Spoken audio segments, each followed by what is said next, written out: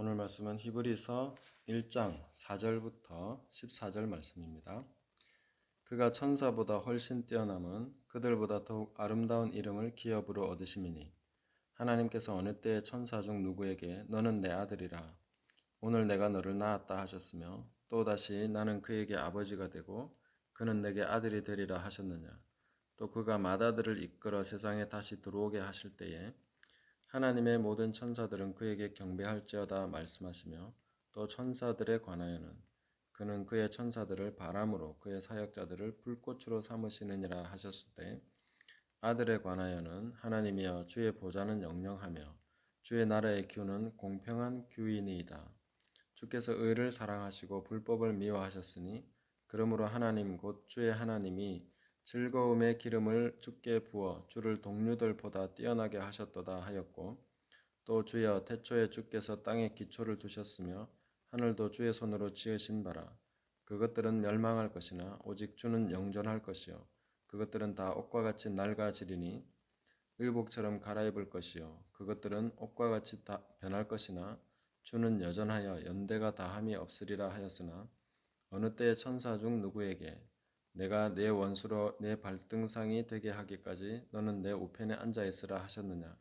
모든 천사들은 섬기는 영으로서 구원받을 상속자들을 위하여 섬기라고 보내심이 아니냐. 아멘. 오늘은 천사들에 관해서 살펴보겠습니다. 이 본문에서 예수님께서 천사보다 훨씬 뛰어나시다. 그들보다 더 아름다운 이름을 기업으로 얻으셨기 때문이다 하는 그런 내용을 말씀해 주십니다. 그 영적인 세계에서 영계라고 해야 되겠죠. 영계에서는 이름이 곧 존재와 같습니다. 지금 물리적인 세계 우리가 지금 세상에서는 제 이름과 제 존재는 별개입니다. 그냥 아버지의 희망상 혹은 듣기 좋고 부르기 좋은 그런 이름, 의미가 좋은 이름 이런 식으로 붙여주지만 영적인 세계에서는 그 존재와 이름이 정확하게 일치하게 됩니다.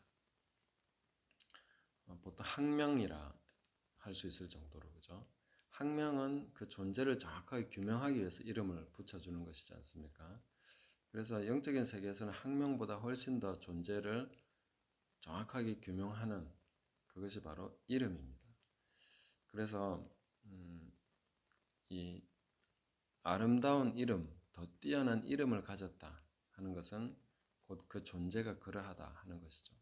그래서 예수 그리스도의 이름, 예수님 이름은 영적인 세계, 영계에서는 가장 뛰어난 이름이다.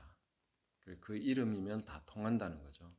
그래서 예수님의 이름으로 기도하고 예수님의 이름으로 마귀를 대적하고 예수님의 이름으로 우리가 승리하게 되고 그 이름을 힘입어서 하나님께 나아가게 되고 그렇게 되는 것입니다. 그래서 우리도 역시 영적인 세계, 영계에서는 이름이 따로 있습니다.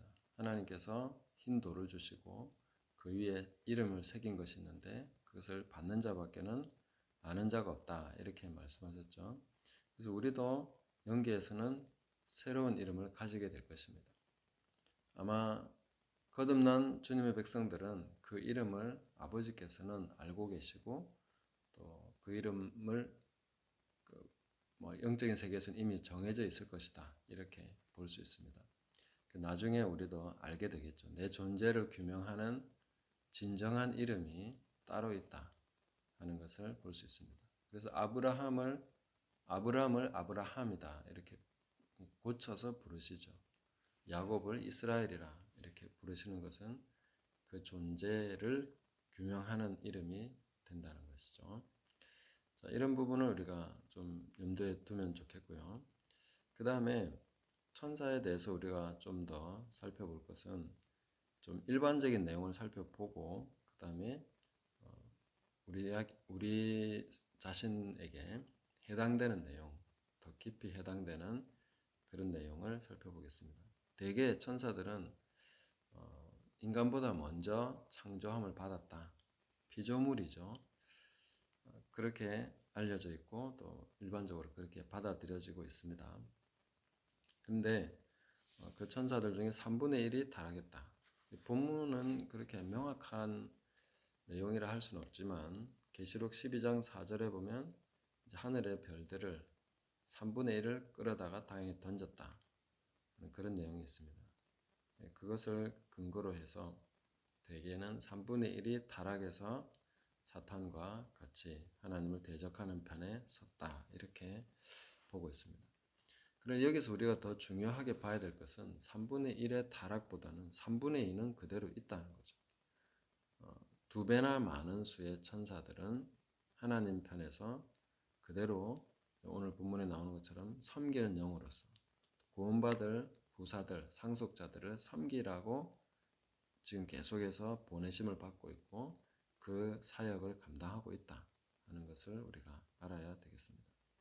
그래서 보통 우리가 생활 속에서 천사의 어떤 존재를 인지한다거나 천사의 도움을 받는다거나 하는 그런 것은 사실 거의 잘 보고가 되지 않고 있고 인지하지 못한 채 살아가고 있는데 우리는 알게 모르게 굉장히 많은 그 천사의 도움을 받고 있다.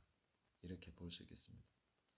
왜냐하면 이 2배나 더 많은 그 하나님을 대적하는 편에 있는 천사들보다 2배나 많은 천사가 사역을 하고 있다는 것이죠. 그러면 훨씬 더 많은 경우 우리가 천사들의 도움과 천사들의 직접적이고 간접적인 그런 사역들의 혜택을 우리가 입고 있다 이렇게 봐야 되겠죠. 그래서 천사들에 대해서 어느 정도는 인지하고 또 거기에 대해서 지식을 가지고 있는 것이 좋겠다 싶습니다. 너무 모르면 안 되니까요. 자, 그러면 천사들을 조금 더 살펴보면요. 천사들에는 여러 종류가 있다 하는 걸 알 수 있습니다. 우리가 먼저 이름을 아는 천사가 둘이 있습니다. 하나는 미가엘이고 하나는 가브리엘입니다. 미가엘은 전쟁을 관장하는 천사죠. 특히 유대민족을 호위하는 그런 군주다. 이렇게 다니엘서 12장 1절 또 10장 21절 이렇게 말씀을 해주고 있고요.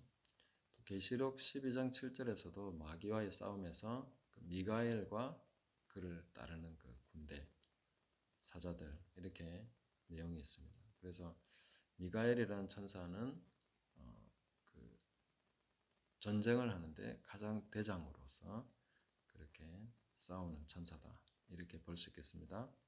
그리고 가브리엘 천사가 있습니다. 가브리엘은 메신저입니다. 소식을 전해줍니다.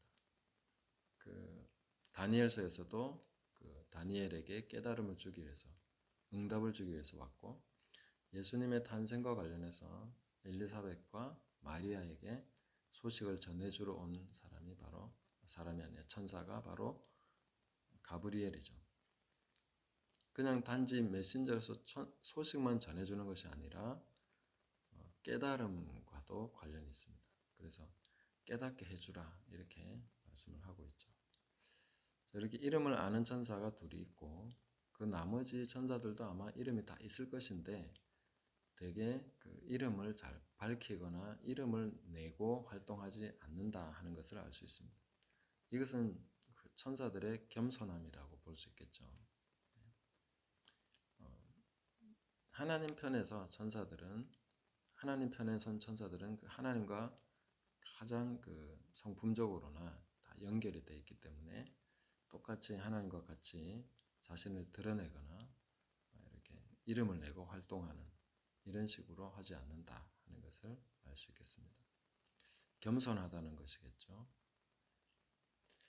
그 다음에 그 천사들 중에는 일단 그 호위하는 천사들도 있고 예배하는 천사들도 있고 재앙과 관련된 천사도 있고 또 기도 응답과 그 기도와 관련된 그런 천사들도 있습니다. 하나하나 살펴보면요. 일단 그 그룹 천사들이 있죠. 예배하는 천사들. 계시록에 보면 사도 요한이 올라갔을 때 허다한 천군 천사들이 하나님을 예배하는 장면이 나옵니다.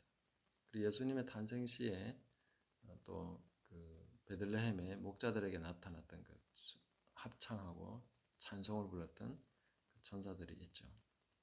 보는 그 그룹 천사는 6개의 날개를 가지고 하나님을 예배하는 그런 천사였습니다. 그런 천사들이 있고요.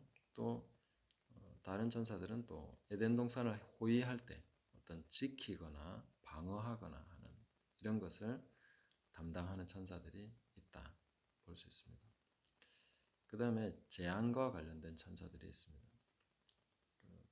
다윗의 말년에 사무엘상 24장에 보면 인구조사를 해서 어떤 하나님께서 재앙을 내리시게 되는데 그때에 천사가 재앙을 내리는 그런 장면이 나옵니다.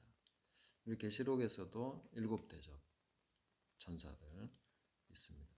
그리고 출애굽기 12장에 그 장자들을 치시는 그런 과정에 천사가 동원됐다 하는 것을 알 수 있겠고요. 그리고 계시록 8장, 다니엘 9장 이런 내용들을 참고하면 천사들은 기도를 가지고 올라가고 또 하나님께로부터 응답을 가지고 내려오기도 하는 것이죠. 그래서 베델에서 야곱이 돌베개를 베고 잠을 자다가 꿈을 꾸죠. 그때에 천사들이 사닥다리를 타고 오르락내리락 하는 굉장히 부지런하게 일하고 있습니다. 우리가 상당히 궁금해하는 내용 중에 하나는 이 천사들이 개인 천사가 있는가, 수호천사 이런 부분에 관심이 많이 있죠. 천주교에서는 수호천사를 하나의 교리로서 정해놓고 있는 것을 봤는데 저희는 수호천사 교리를 정하지는 않습니다.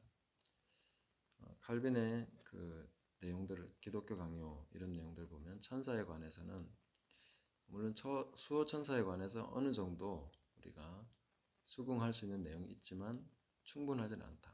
그래서 성경에서 그런 내용들은 두 군데 정도 찾아볼 수 있는데요.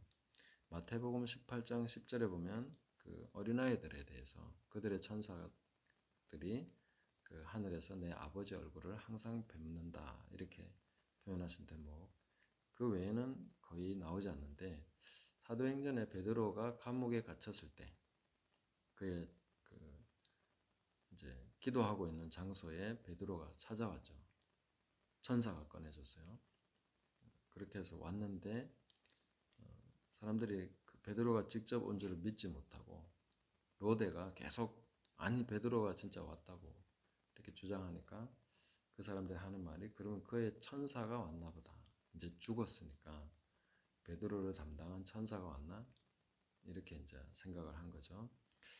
그걸 보면 이제 베드로 개인에게 할당된 그런 천사가 있었는가 이렇게 볼 수도 있겠지만 교리로서 확정하기에는 좀 성경적인 근거가 부족하다. 그러나 우리가 평소에 우리를 돕기 위해서 어떤 하나님께서 보내신 천사는 분명히 있다 하는 것을 알 수 있습니다. 왜냐하면 오늘 본문 14절에서도 모든 천사들은 섬기는 영으로서 구원받을 상속자들을 위하여 섬기라고 보내심이 아니냐. 천사들은 하나님께서 섬기라고 보내시는 영이기 때문에 우리에게도 그런 천사들이 있을 것이다. 이렇게 보는 것은 타당하다고 볼 수 있습니다. 그리고 하나님 앞에 좀 더 신실하게 혹은 사역자로서 더 많이 쓰임 받을수록 어떤 천사는 좀 더 밀접하게 도움과 여러 가지 깨달음과 이런 것들을 관장하면서 도와줄 것이다 하는 것을 알 수 있습니다. 천사는 그냥 하늘에서 놀고만 있는 게 아니고 항상 우리 주변에서 또 하나님과 계속 교통하면서 성령의 그 다스리심 안에서 우리를 돕기 위해서 부지런히 활동하고 있다 하는 것을 알 수 있습니다. 그리고 누가복음 16장 22절에 보면 나사로가 죽었을 때에 그 천사들이 받들어서 데리고 올라갔다라고 되어 있습니다. 보통 우리가 그 죽음의 임종에서 사람들이 이제 신실한 그리스도인들은 천사가 와서 흰옷 입은 사람들이 와서 이제 나를 데리고 간다 하는 그런 이야기를 하기도 하고요. 그런 간증들 우리가 종종 듣는 것을 알고 있습니다. 그 천사들은 우리와 굉장히 밀접하게 지금도 사역하고 있고 실제로 우리가 생각하는 것보다 훨씬 더 많은 경우에 천사들과 관련된 일들이 우리 주변에 일어나고 있다는 것은 알아야 됩니다. 그래서 우리가 천사들 향해서 천사님 도와주세요 이런 식으로는 하지 않아도 됩니다. 왜냐하면 천사들은 성령의 그 지시와 인도하심을 받기 때문에 우리도 성령의 그 감동과 인도하심 따라서 활동하고 같이 가게 되면 보조가 잘 맞습니다. 그래서 특별히 우리가 천사들을 지시해야 된다거나 천사들의 도움을 요청해야 된다거나 이런 일은 필요하지 않습니다. 그래서 간혹 정말 성령의 인도하심 따라서는 할 수도 있겠죠. 그렇지만 대개는 그렇지 않다 하는 것이고요. 그 다음에 우리가 성도는 천사를 판단할 것이다 라고 얘기하고 있습니다. 고린도전서 6장 3절에 보면요. 너희가 세상을 판단하고 천사도 판단하게 될 것이다. 그런 것을 알지 못하느냐 이렇게 사도 바울이 책망하는 대목이 나오는데 우리는 천사들의 사역이 적절했는가 그런 부분에 대해서 하나님 앞에서 우리가 성숙해 갈수록 그런 부분까지도 판단할 수 있게 된다. 그리고 나중에는 그 천사의 사역에 대해서 우리가 좀 더 정확한 분별을 가지고 얘기하고 우리가 어떤 사역하거나 이런 부분에서도 천사와 조력하고 있다는 것을 인지하면서 갈 필요가 있습니다. 예를 들면 사가랴가 가브리엘이 전해준 그 이야기를 듣고 어떻게 이런 일이 있을 수 있냐고 믿지 못하겠다는 그런 반응을 보였을 때 가브리엘이 이제 이 일이 이루어질 때까지 네가 말을 못할 것이다 이렇게 이제 조치를 취했죠. 그런 걸 보면은 천사가 하나님이 딱 시키셨을 때 딱 그대로만 하는 게 아니라 어떤 어느 정도의 어떤 유동성을 가지고 있다. 자기의 어떤 스스로 결정하고 할 수 있는 어떤 그런 범위를 천사는 가지고 있다는 것을 알 수 있습니다. 그래서 그런 조치가 적절했는지 이런 부분에 대해서도 얘기는 해볼 수 있겠죠. 가브리엘은 굉장히 수준 높은 천사이기 때문에 잘했을 것이라고 생각합니다. 그 조치는 적절했다고 저는 생각하고요. 그 다음에 소돔과 고모라 멸망시키실 때에 이제 롯을 이끌어내시는 그런 부분에서 천사들이 이제 그렇게 얘기를 하죠. 여기서 네가 나가기 전까지 우리가 아무것도 할 수 없다.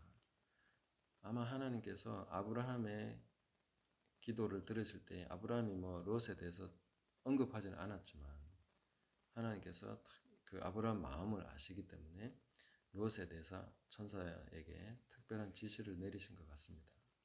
그래서 천사들은 네가 여기서 나가기 전까지는 우리가 아무것도 할 수 없으니까 빨리 나가자고 손을 끌어가지고 잡아 당겨가지고 나가게 되는 것이죠. 그런 내용들이 나옵니다. 그때도 천사는 어느 정도 그런 자기 스스로 결정할 수 있는 그런 어떤 범위에서 활동하고 있다 하는 것을 알 수 있겠고요.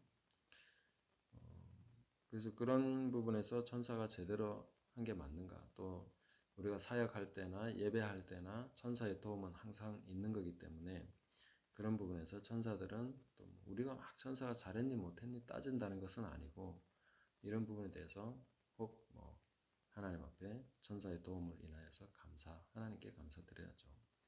그런 어떤 식으로 우리가 천사를 판단할 수도 있다. 그런 것을 우리가 생각해야 되고요. 베드로의 옆구리를 쳐서 실제적으로 물리적으로 그 쇠고랑을 벗기고 문을 열고 또 이런 내용들이 천사가 다 행하는 일들이었습니다.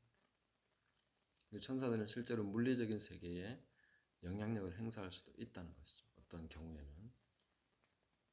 그리고 엘리야에게 나타나서 엘리야를 어루만지고 먹을 것을 주고 했던 것도 천사의 일이었습니다. 그러나 천사는 전능하지도 않고 전지하지도 않습니다. 왜냐하면 베드로전서 1장 10절 12절 보면 이 성령께서 우리를 통하여서 전하게 하신 복음에 대해서는 천사들도 살펴보기를 원하는 것이다. 이렇게 말하고 있죠. 그래서 찬송가에 보면 꽤 천사에 관한 내용들이 나옵니다. 천사들 완례하는 것과 이런 내용도 있고요. 그다음에 이 천사의 어떤 도움이나 이런 것에 대해서 노래하는 부분들이 있습니다. 잘 보시면 찬송가에 꽤 천사들이 등장하고 있다는 걸 알 수 있습니다. 그리고 천사들에 관해서 주의해야 될 게 있습니다. 그건 두 가지인데요. 골로새서 4장 23절에 보면 이 천사 숭배하는 것에 대해서 나옵니다. 천사를 숭배할 위험이 있습니다. 우리가 계시록 22장 8절 9절에도 보면 사도 요한이 천사를 보고 너무 천사가 하나님 같으니까 실제로 그렇습니다. 하나님의 영광을 천사가 가지고 있기 때문에 경배하고 싶은 생각이 드는 거죠. 천사는. 그래서 경배하려고 했는데 천사가 말리죠. 하지 마라. 오직 하나님께만 예배해라. 경배해라.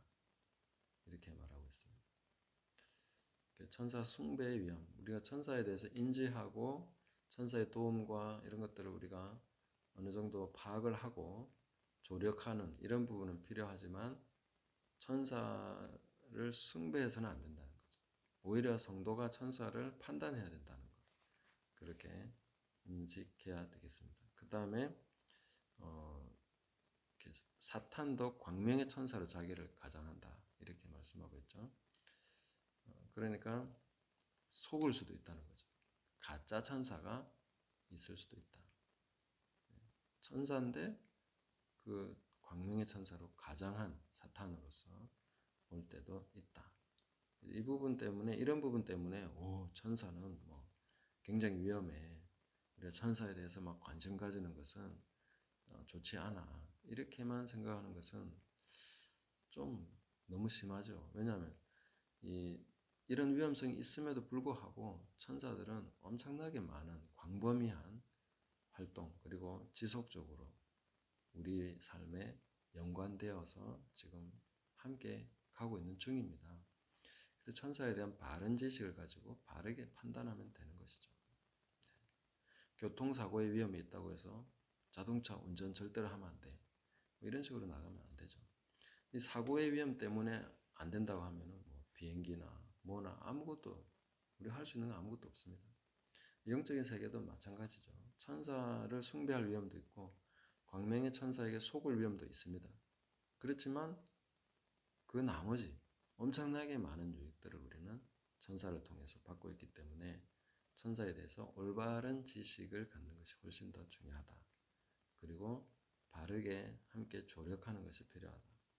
그래서 천사에 대한 바른 인식을 우리가 어떻게 가져야 될 것인가 보면 첫 번째는 하나님을 예배하고 하나님을 섬길 때에 함께하는 존재로서 천사를 인식하면 좋습니다.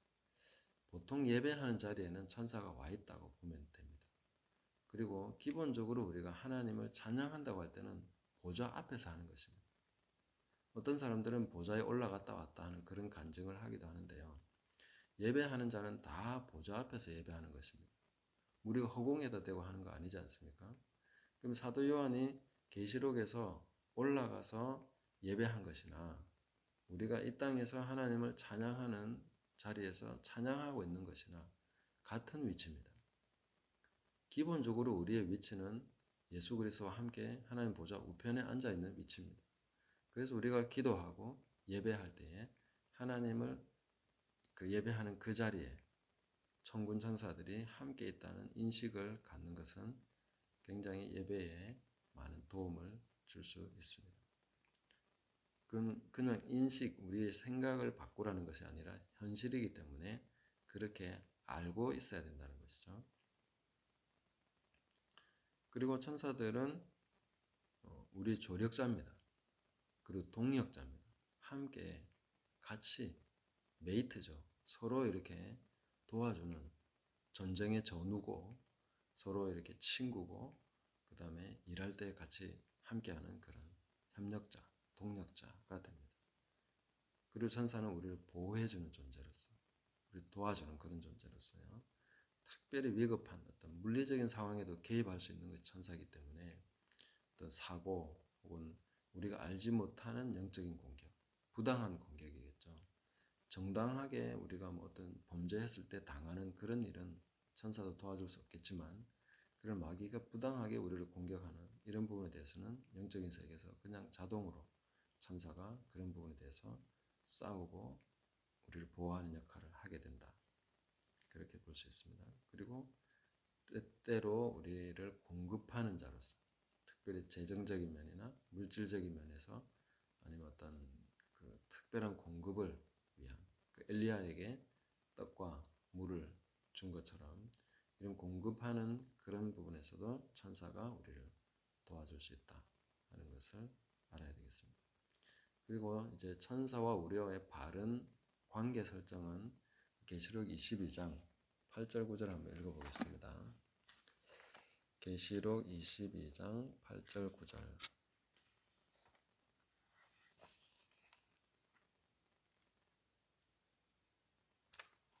제일 마지막 부분이죠. 그래서 천사의 이야기는 창세기부터 계시록까지 계속 나옵니다. 끊임없이 등장합니다. 성령님도 창세기 처음부터 계시록 마지막 부분까지 나오고요. 천사들도 그 사이사이에 계속 성령님과 함께 이렇게 정말